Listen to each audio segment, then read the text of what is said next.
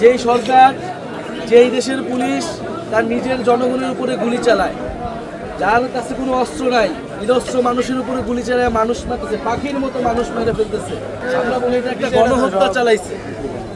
তখন আমরা সরকার পতনের ঘোষণা দিচ্ছি যে শেখ হাসিনার সরকার আর কোনোভাবেই থাকতে পারে না। আমরা এক দফার ঘোষণা দিলাম। আবু সাইদ থেকে শুরু করে আমাদের বিভিন্ন জায়গায় আমাদের ভাইয়েরা, আমাদের বোনেরা, তাদের উপরে হামলা করা হইলো, গুলি চালানো হইলো, এবং সেটার প্রতিবাদে সারা দেশের মানুষজন আমাদের আন্দোলনে নেমে গেছে। আমাদের অভিভাবক থেকে শুরু করে সবাই নেমে গেছে, এবং শেখ হাসিনা আরও বেশি গুলি চালাইছে। 1000-এর উপরে মানুষ মারা গেছে, এবং প্রায় 10-15 হাজার মানুষ হচ্ছে আহত হয়েছে, এবং তারা এখনো আহত অবস্থায় আছে। কারো হাত নাই, কারো পা নাই, কারো 2 চোখ নষ্ট, এবং সারা জীবন তাদের এই অবস্থা থাকতে হবে। এক পর্যায়ে পরে আমরা সরকার পতনের ঘোষণা দিচ্ছি। আমরা বলছি যে এই সরকার, শেখ হাসিনার যে সরকার, এই সরকার আর কোনোভাবেই থাকতে পারবে না। যেই সরকার, যেই দেশের পুলিশ তার নিজের জনগণের উপরে গুলি চালায়, যার কাছে কোনো অস্ত্র নাই, নিরস্ত্র মানুষের উপরে গুলি চালায়, মানুষ মারতেছে, পাখির মতো মানুষ মেরে ফেলতেছে, আমরা বলি এটা একটা গণহত্যা চালাইছে। তখন আমরা সরকার পতনের ঘোষণা দিচ্ছি যে শেখ হাসিনার সরকার আর কোনোভাবেই থাকতে পারে না। আমরা এক দফার ঘোষণা দিলাম, সরকারকে পদত্যাগ করতে হবে।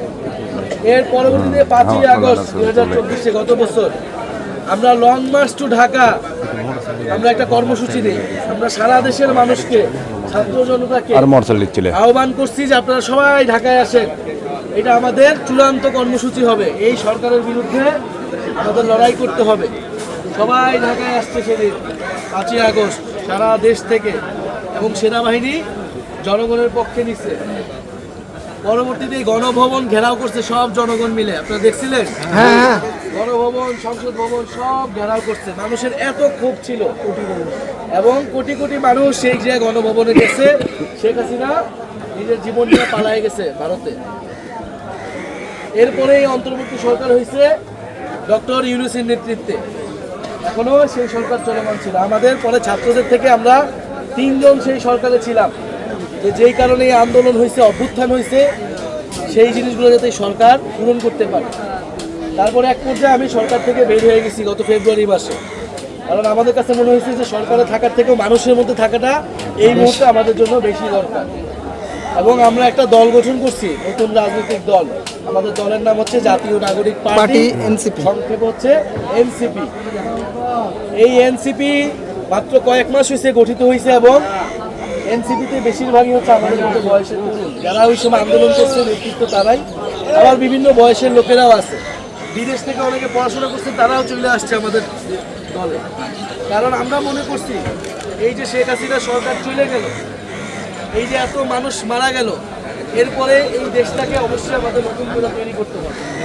আমাদের দেশের আগের যেই সকল সমস্যা আমরা গত 15 বছর ধরে ফেস করছি, আপনাদের এই যে বিভিন্ন সমস্যার কথা বললে, শিক্ষার সমস্যা, স্বাস্থ্যের সমস্যা, প্রশাসনের সমস্যা, দুর্নীতির সমস্যা, এগুলা চিরতরে বাংলাদেশ থেকে দূর করতে হবে।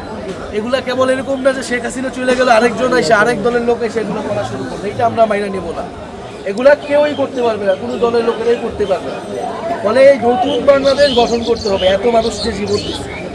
তো আজকে হচ্ছে 1 বছর হইতে যাইতেছে, ওই আবারও জুলাই মাস আসছে, সে 1 বছর উপলক্ষে আমরা সারা দেশে যাচ্ছি, 64 জেলায় আমরা যাইতেছি, এবং আমরা একটা কর্মসূচি নামেছি দেশ গড়তে জুলাই পদযাত্রা।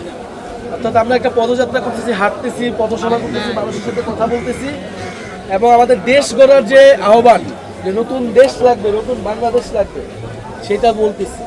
এখানে অনেক আসার পরে অনেক মুক্তিযোদ্ধার সাথে আমাদের দেখা হয়েছে, যারা 71 সালে যুদ্ধ করছে, তার ফলে কি আমরা স্বাধীনতা পাইছি। আমরা মনে করি 24 আমাদের নতুন একটা স্বাধীনতা দিছে, নতুন একটা মুক্তি দিছে। এই স্বাধীনতাকেও টিকিয়ে রাখতে, রক্ষা করতে হবে।